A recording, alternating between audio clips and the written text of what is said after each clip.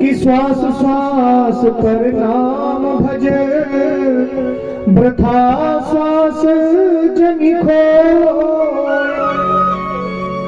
ना जाने इस श्वास की फिर आवन हो न हो। एक मनुष्य 24 घंटे में 21,676 बार श्वास लेता है। 21,676। ध्यान से सुनना। एक मनुष्य 24 घंटे में 21,676 बार श्वास लेता है। उन श्वास में कितने श्वास हमने भगवान की याद में व्यतीत किए, भगवान के लिए बिताए, वही श्वास आपके महत्वपूर्ण है। और जो श्वास लोगों की निंदा, चुगली, बुराई, गलत कार्यों में, गलत बातों में हमारा जो समय व्यतीत हो रहा है वो समय व्यर्थ जा रहा है। समय का सदुपयोग क्या है?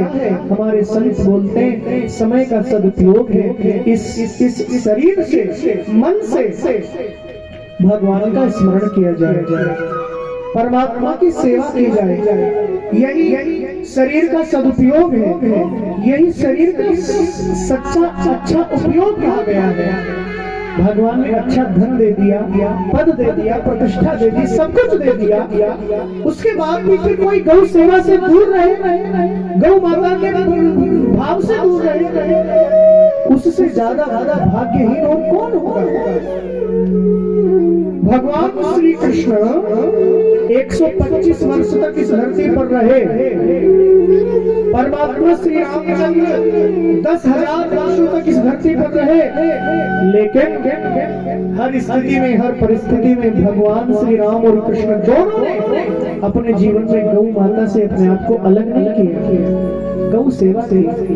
और ध्यान से सुनना भाई बहनों, ध्यान से सुनना।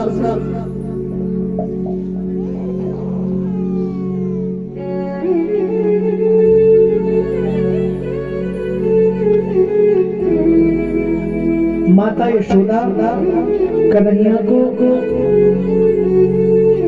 बहुत प्रेम करती थी, बहुत प्रेम।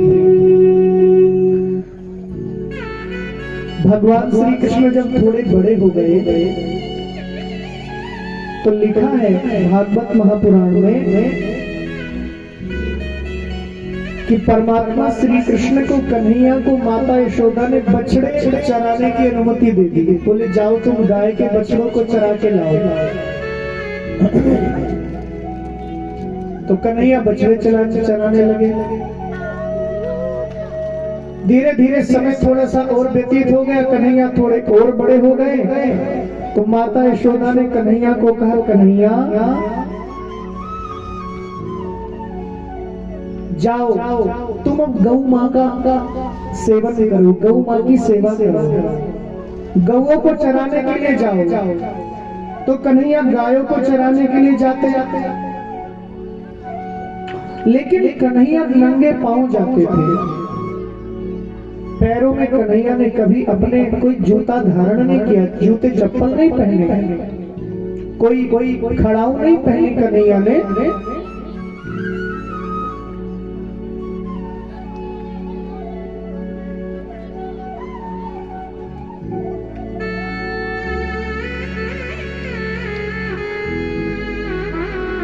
कन्हैया ने कभी कोई खड़ाऊ नहीं पहनी।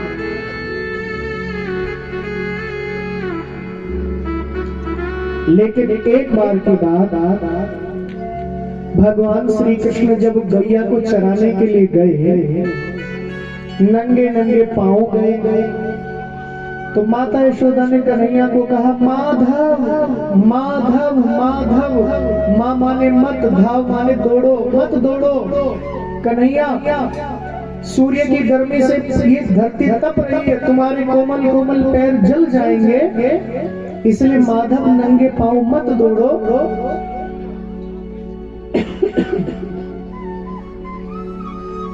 और कन्हैया जैसे ही गौ माँ को चरा कर आए, गौ माता को चरा कर कन्हैया जैसे ही घर पहुंचे,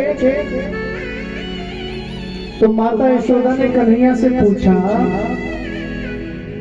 बोले बेटा कन्हैया, तू नंगे पांव क्यों गाय को चराने के लिए जाता है? मैंने तेरे लिए बहुत सुंदर सुंदर ये पैरों में पहनने के लिए जूता बनवाया है, इसको पहन के जाया करो। कन्हैया से कहा। तो कन्हैया ने माता यशोदा से कहा, मैया एक बात बताना, मैंने तुझे देखा है अनेकों बार, तू अपने भगवान के मंदिर में पूजा करती है तो वहां तू चप्पल पहन कर नहीं जाती, वहां तो कोई खड़ाऊ पहन कर नहीं जाती, क्यों? तो माता यशोदा ने कहा, कन्हैया वो मेरे भगवान का मंदिर है, वो मेरा गुरु घर है, वो मेरा गुरुद्वारा है, और गुरुद्वारे में भगवान के मंदिर में चप्पलें पहनकर नहीं जाया जाता, भगवान के मंदिर में नंगे पांव जाया जाता है, शुद्धि के साथ जाया जाता है। कन्हैया जोर से ताली बजाकर हंसने लगे। माता ने कहा, तू हंसता क्यों बेटा? तो कन्हैया ने कहा, मैया बस मुझे मेरे प्रश्न का जवाब मिल गया। क्यों? बोले जैसे तेरे भगवान का वो मंदिर है और उस मंदिर में तू नंगे पांव जाती है, ऐसी गौ माता मेरा मंदिर है, गौ सेवा मैं करता हूँ तो नंगे पांव जाता हूँ, ये गौ माता मेरा मंदिर है माँ, मैं इस गाय को अपना मंदिर मानता हूँ। इसलिए प्यारे भाई बंधुओं, प्रेम और भाव के साथ साथ गौ माँ के चरणों में समर्पित होकर रहा करो, गौ माँ की सेवा किया।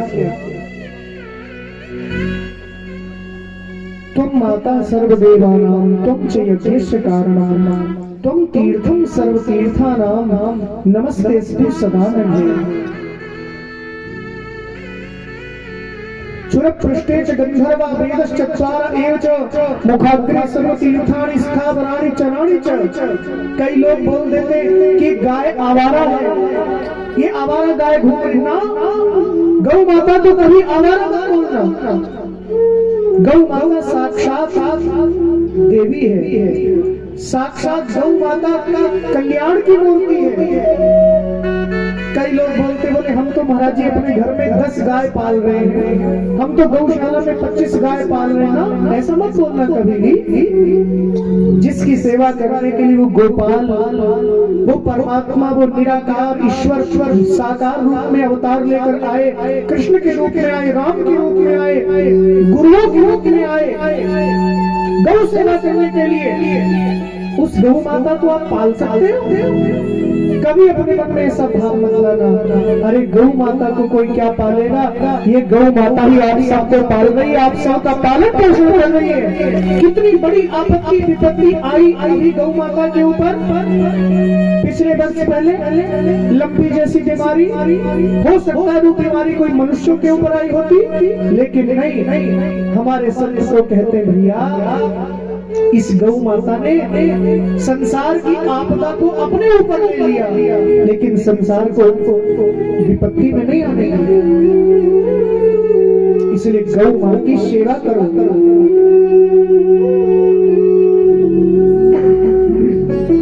गौ माता की सेवा का भाव अपने दिल में रखें। बहुत बड़ी सेवा है गौ सेवा, और मुझे बहुत अच्छा लग रहा है। हमारे इस गांव बप्पा में सभी गांव वालों के विशेष भाव और सहयोग से गौशाला चल रही है।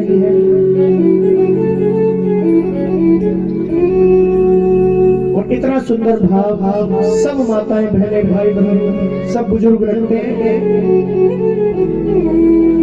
मैं बुजुर्ग माताओं से, बुजुर्ग लोगों से निवेदन करूंगा, हमारे इस गांव की जनसंख्या जितनी है उतनी जनसंख्या सभी लोग, हमारे घर में 5 सदस्य हैं, 10 सदस्य हैं, तो 10 रुपए डेली गौ माता के नाम के अलग निकाल के रखो।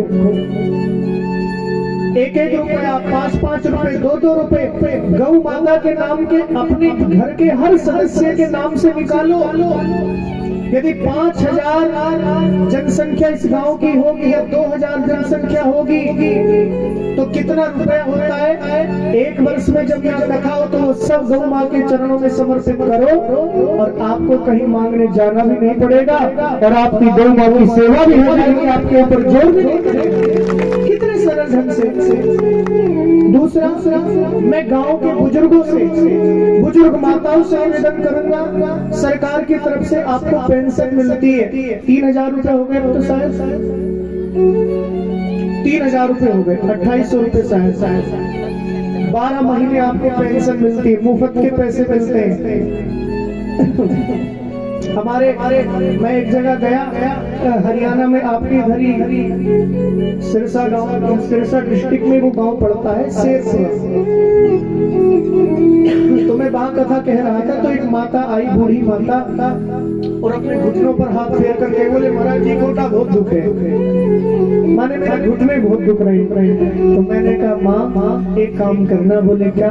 बोले गौशाला में जाना और जो फ्री के पैसे मिल रहे हैं ना तुम्हें सरकार की तरफ से, इसमें से केवल 2 पेंशन गौ माँ के चरणों में समर्पित कर देना, भगवान गौ माता के ऊपर जरूर रीझ जाएगी। और उस माता ने ऐसा किया, मैं सच बोल रहा हूँ, उस माता ने ऐसा किया, 10 महीने की तनख्वाह अपने पास रखी और 2 महीने की तनख्वाह गौ माता के चरणों में जाकर समर्पित की। महाराज डॉक्टर आश्चर्य मान गया, मुझे तो इसके माँ के घुटने का ऑपरेशन करना था, क्यों नहीं किया? बोले ये माँ गौ माता से जुड़ गई, गौ माता सेवा से जुड़ गई, इसलिए इससे बीमारियां खत्म हो गई। आप करो, करके देखें, 1 महीना 2 महीने की पेंशन आप गौ माता के चरणों में समर्पित करो, क्या होगा उससे? बोले गाय के लिए कुछ सेवा हो जाएगी, कुछ गुड़ आएगा, कुछ दलिया आएगा, कोई पूड़ी लेकर खरीदेंगे गौ माता के लिए, कितना गौ की सेवा होगी। इसलिए माताओं बहनों, हमारे प्यारे बुजुर्गों, मैं आपसे विशेष निवेदन कर रहा हूँ, आप ऐसे करो, गौ सेवा करो।